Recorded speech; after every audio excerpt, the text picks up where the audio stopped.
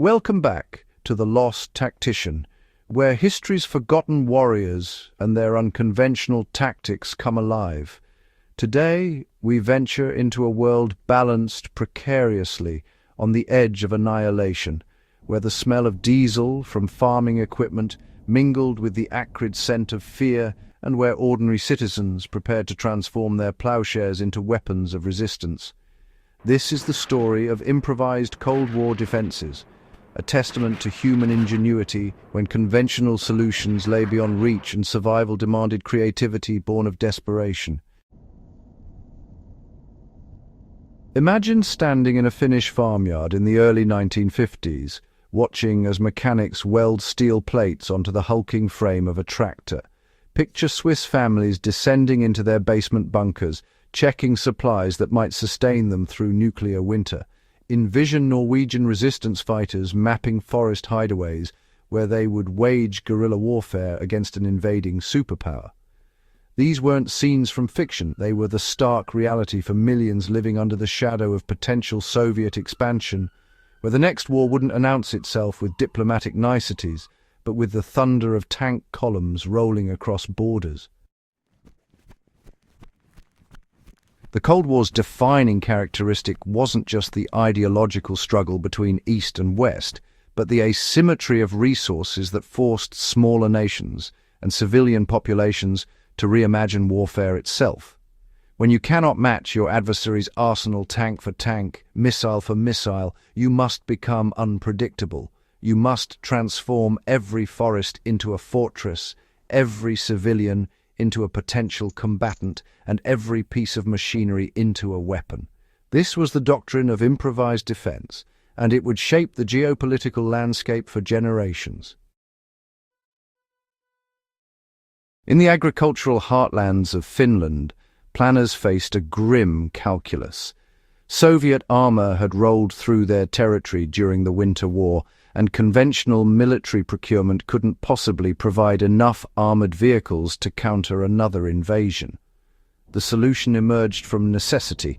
If tractors could pull artillery across frozen battlefields, why couldn't they become the weapons themselves? Engineers drafted plans to retrofit agricultural tractors with armor plating, transforming these workhorses into improvised personnel carriers. These tractor tanks would never win aesthetic awards, and their armor couldn't withstand direct hits from modern anti-tank weapons, but they embodied a crucial principle. Mobility and protection improvised from existing resources could multiply a defender's effectiveness. The forests themselves became fortifications. Across Scandinavia, work crews carved bunkers into hillsides and constructed camouflaged command posts beneath the pine canopy. These weren't the massive concrete fortresses of the Maginot Line, doomed to obsolescence before their completion. Instead, they represented a network approach to defense, small, dispersed, and nearly impossible to eliminate completely. In Norway, the concept of forest forts evolved into an art form, with resistance caches hidden in locations known only to local commanders, containing weapons, communications equipment, and supplies for extended guerrilla operations. The terrain itself became an ally, offering concealment that no amount of technological sophistication could easily penetrate. Switzerland elevated improvisation to national policy. Every bridge, every tunnel, every mountain pass was rigged with demolition charges, ready to transform the country's pristine infrastructure into a defender's nightmare for invaders. Civilians received training in weapons handling, and the famous Swiss militia system ensured that hundreds of thousands could mobilize within hours. But beyond the standard-issue rifles, Swiss planners recognized that resistance might require more primitive tools. Instructions circulated for modifying hunting rifles with makeshift suppressors, for creating tripwires from fishing line, for fashioning detection devices from household materials. The message was clear. When the arsenals are depleted, the hardware store becomes your quartermaster. The true genius of improvised defense lay not merely in its physical manifestations, but in its psychological impact.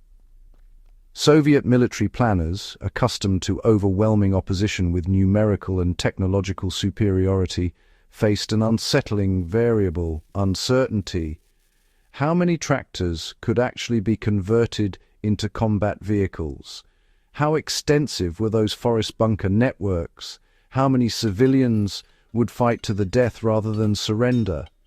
These unknowns complicated invasion planning, forcing adversaries to allocate additional resources for occupation and pacification that might otherwise be deployed elsewhere.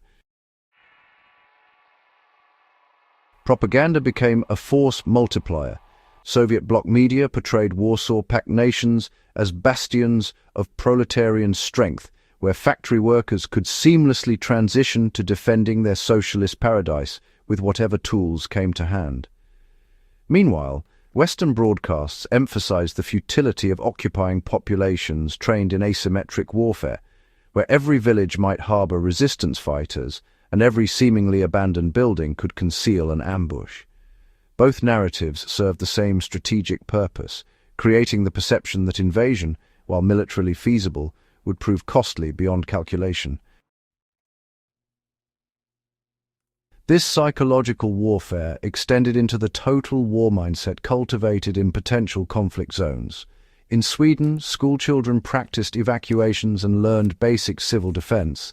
In Austria, neutrality didn't mean passivity, but rather preparation for defending that neutrality against all comers. The cultivation of this readiness served dual purposes. It genuinely prepared populations for worst-case scenarios, while simultaneously broadcasting resolve that complicated enemy strategic calculations.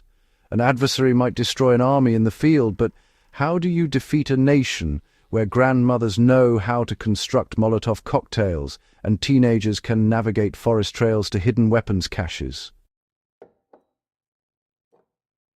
The culture of improvisation transcended military applications, permeating entire societies under duress. In nations living beneath the nuclear sword, resourcefulness became more than a survival skill. It evolved into cultural identity. The ability to make do, to repair rather than replace, to find unconventional solutions to conventional problems. These traits characterized populations that couldn't rely on abundant resources or external assistance. This mindset manifested in everything from automotive repair to agricultural innovation, creating societies where technical ingenuity flourished precisely because conventional solutions remained out of reach. The legacy of these improvised defenses echoes through modern conflicts with startling clarity. In Ukraine, farmers tow abandoned Russian tanks with their tractors, social media broadcasting these 21st-century tractor tanks to global audiences. In Afghanistan and Iraq, insurgents demonstrated how improvised explosive devices fashioned from agricultural fertilizer could, negate technological advantages worth billions. The principles haven't changed. Asymmetric warfare still relies on intimate knowledge of terrain, a willingness to leverage civilian resources, and the psychological impact of unpredictability. The Cold War improvisers understood what contemporary strategists continue relearning. Determination and creativity can offset material disadvantages. These historical examples teach profound lessons about resilience. When conventional approaches fail, human ingenuity finds alternatives. When overwhelming force threatens, dispersed resistance, persists. When sophisticated weapons systems dominate, simplicity and unpredictability counter them. The improvised defenses of the Cold War remind us that military might alone cannot guarantee strategic success. The will to resist, combined with creative application of available resources, can transform seemingly impossible defensive scenarios into protracted struggles that exhaust even superior adversaries. We still build tractor tanks, though now we call them technical vehicles, and mount machine guns on pickup trucks. Modern asymmetric warfare employs drones constructed from commercial components, cyber weapons crafted from readily available software, and information operations leveraging social media platforms. The tools have evolved, but the underlying principle remains constant. Those who cannot match conventional capabilities must innovate or perish. Understanding Cold War improvisation isn't merely academic exercise, it's essential preparation for comprehending contemporary and future conflicts where technological parity proves elusive. The threat of the unexpected remains warfare's constant companion. Artificial intelligence and precision weaponry cannot eliminate the fog of war when adversaries refuse to fight conventionally. The lessons from behind the Iron Curtain remind defense planners that assuming rational, predictable enemy behavior courts disaster. Improvisation breeds unpredictability, and unpredictability generates uncertainty that even the most sophisticated military apparatus cannot entirely dispel. History's forgotten tacticians improvised defenses that changed the Cold War's calculus, proving that human creativity under duress can reshape geopolitical realities. Their legacy challenges us to remain adaptable, resourceful, and endlessly inventive in the face of overwhelming odds. If this journey through improvised ingenuity resonated with you, hit that like button, share this video with fellow history enthusiasts, and subscribe to The Lost Tactician. Together, we'll continue exploring how endurance, innovation, and tactical brilliance intertwine throughout history's most challenging moments. Until next time, stay tactical, stay informed, and remember, sometimes the most effective weapon is the one nobody expected.